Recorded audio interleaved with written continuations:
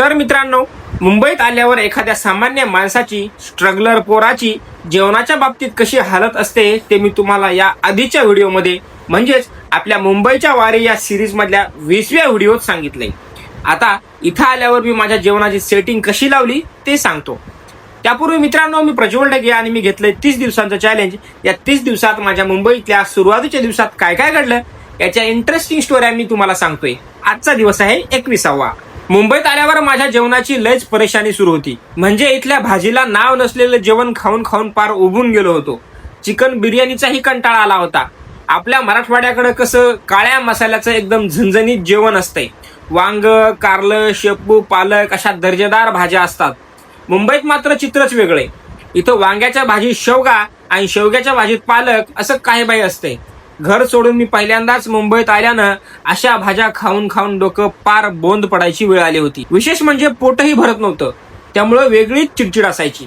माझा हा सगळा प्रॉब्लेम मी माझ्या मित्राला म्हणजे माझ्या रूममेटला सांगितला. माझ्या या मित्रानं मात्र एकदम भारी सोल्युशन दिलं. मी दुपारचं जेवण आमच्या बिल्डिंग मधल्या ताईंकडे करायचो आणि रात्रीचं जेवण ऑफिसमध्येच कुठेतरी करायचो. रूममेटनं सांगितलं की आपल्या ताईंकडूनच रात्रीचं पण जेवण घेऊन जात जा की. मला त्याची ही आयडिया जाम आवडली.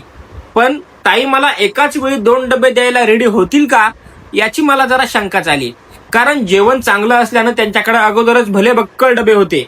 त्यात त्यांच्याकडे काम करणारं दुसरं कोणी असं नव्हतं. त्या एकट्याच हे सगळं करायच्या. त्यामुळं माझा एकाच वेळी 2 डबे देण्याचा हा प्रस्ताव त्या मान्य करतील का असा प्रश्न मला पडायला लागला. पण एकदा बोलून पाहू असा विचार करून मी त्यांना माझी सगळी अडचण सांगितली. अगोदर त्यांनी नकारच दिला, पण नंतर मात्र त्या कशाबशा राजी झाल्या. आता मी घरीच 1 डबा खायचो आणि ऑफिसला दुसरा डबा न्यायचो. म्हणजे बघा, एकच भाजी भाकर 2 वेळा खायचो. मला एकच जेवण 2दा करायला जीवावर यायचं, पण पर्याय नव्हता. आता माझी जेवणाची अडचण तसं पाहायचं झालं तर काही प्रमाणात दूर झाली होती. शिळपातळ का होईना पण जेवण चांगलं मिळायला लागलं. आता नंतरचा प्रवास कसा होता ते पुढच्या व्हिडिओत.